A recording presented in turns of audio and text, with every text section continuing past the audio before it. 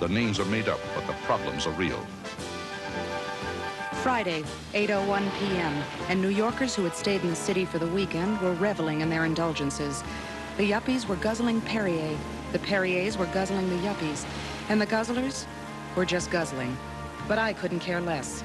I was working the night watch out of Mathnet. The chief is Joe Greco. My partner is George Franklin. My name is Tuesday.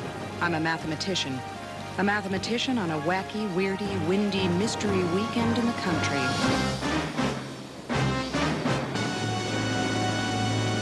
Friday is usually a quiet day at good old Mathnet HQ, but when I arrived this morning, there was George dressed as Sherlock Holmes, or rather Sherlock Condo. I told him I got the joke. Home, condo. It seems George and Martha had signed up for a mystery weekend in the country where people go to act out a make-believe crime and its solution. And at the last minute, Martha couldn't go. George asked me to substitute. He gave me very little choice. And my costume. With George as Sherlock and me as Dr. Watson, we began the 3-hour drive in a rented, rotten car. But it was appropriate because the weather was rotten too. We were going to an old manor house called the Quams in upstate New York.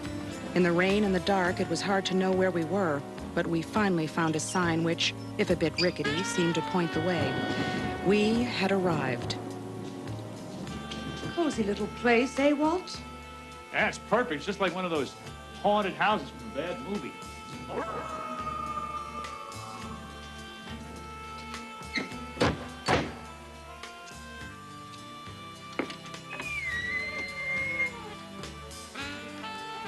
Yes? I'm Sherlock Condo, and this is my partner, Dr. Watson. Mathnet. Mathnet? I'm sorry, we won't step out of character again. And you are? I am paved. I'm a little ticked off myself. Have the other guests arrived? Why, yes. They're in the drawing room. Come along, Watson. Let's join the other players. George, I mean Sherlock, was the captain of the game and told the others about the mystery. In it, a man named Barton Big had disappeared and someone in the game was responsible. We were to find out who. Or is it whom? We met some of the guests, including a retired military man, a jazz musician, a professional TV contestant, and a world-renowned dentist. Peeved interrupted, announcing dinner and our room assignments. We each were assigned a room according to a color. I was in the white room, which went very nicely with my outfit.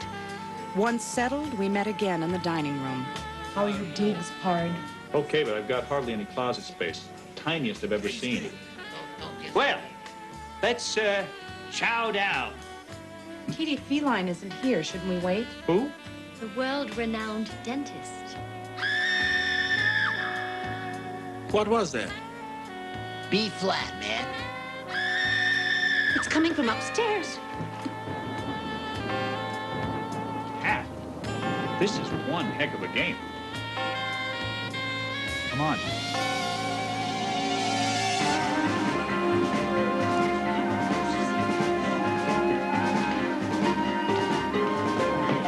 Kitty Feline was in the red room. That's next to mine.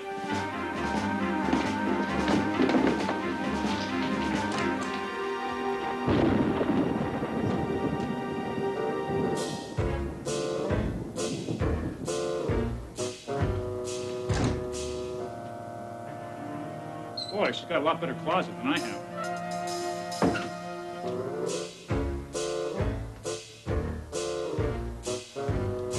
Hello. What's this? A news clipping. The headline reads, Kitty Cat found innocent. I thought she said her name was Kitty Feline. The story continues. At 8 o'clock today, Kitty Cat walked through the halls of justice, a free woman, exonerated from her accused crime of libel in Grover, Cleveland. Where is she, this kitty cat or kitty feline or whomever? Whoever, not whomever. All in good time. All in good time. Someone has written a note across this clipping. Well, what does it say? Doesn't say anything. You have to read it. It reads, justice will be done. Sounds rather ominous, doesn't it, Dr. Watson? Hey, man, look. A blindfolded lady with no dog. A replica of the statue representing justice. Well, I think we may as well return to dinner and ask a few questions.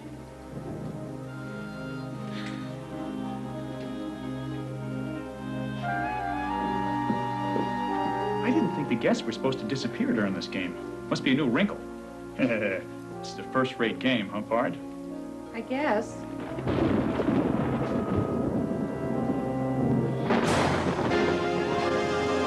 I say, old boy, shouldn't we call the local constabulary? Why? Mr. Kondo, one of our guests is missing, and perhaps the local police should be made aware. Golly whiz, yes, I agree. Excuse me, but who are you? I'm Wally Wallaby. I used to do a daily children's TV show. Wally Wallaby and the Gang? Hey, I remember that show, man. Really? Yeah, it was awful. Oh. Tell me, Wally Wallaby, why did you want to do away with our host, Barton Big? Well, of course, I didn't. I wouldn't want to harm anyone, ever, in any way. I want people to be my friends.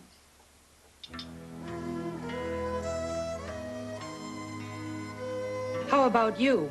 What was your motive for having our host disappear? Hey, man, my name's Miles Reed. I just blow. I don't off. I mean, I ain't hip to no handle like Big. I mean, he's got to be a suit, and, I don't hang with no suits. What did he say? He says he's a musician and he's heard of no one by the name of Big. We seem to have heard from everyone but you. Oh, my name is Sally Storm. I'm an actress. Perhaps you've seen me on the daytime drama, All My Doctors.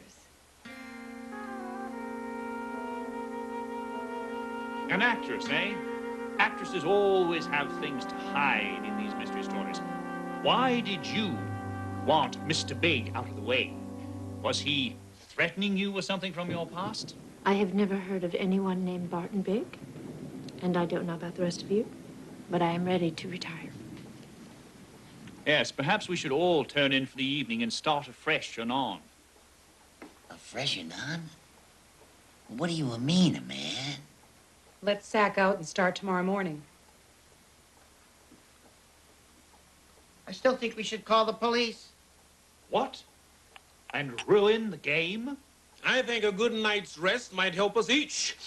Good night, troops. Good night.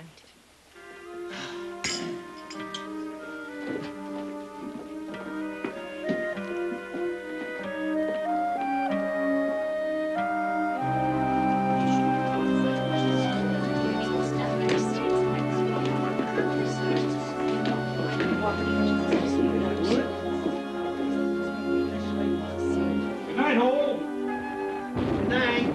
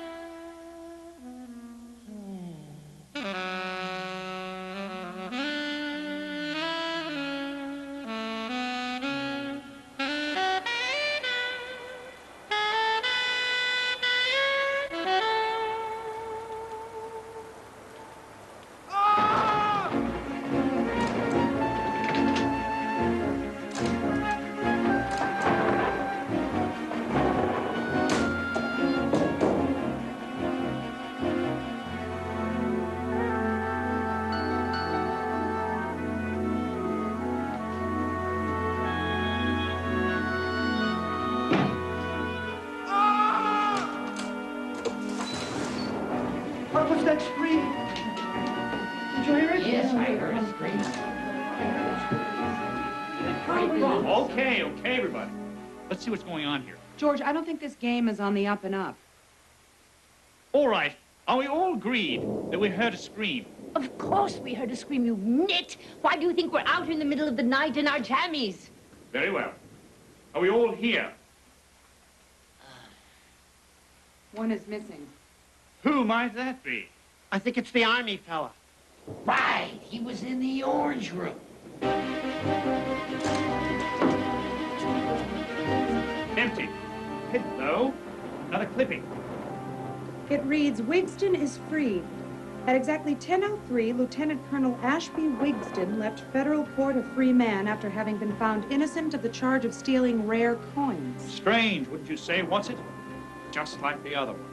Yeah, right, except that the cat's name was Wiggins and not Wigston. And the other one had a note written on it.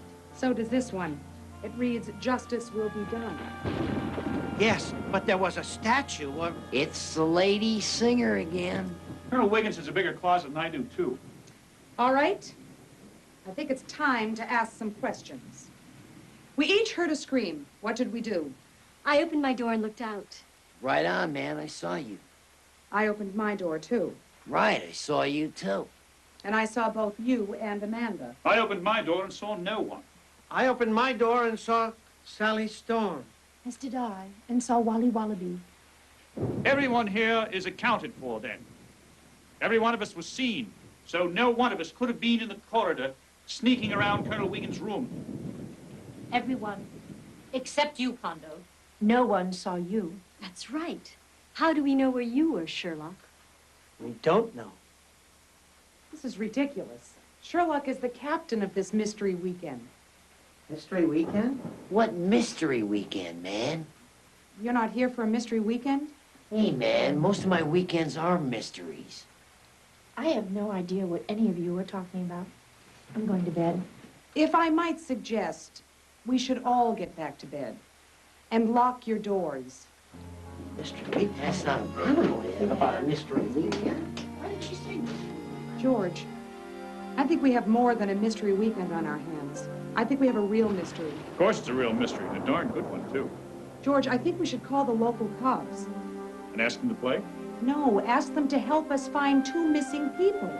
None of the other guests have heard of a mystery weekend game. They're just play acting. I don't want to call the police, Pat. People on mystery weekends aren't supposed to disappear, George. Something in this equation just doesn't figure. Pat, I got to tell you, I feel silly.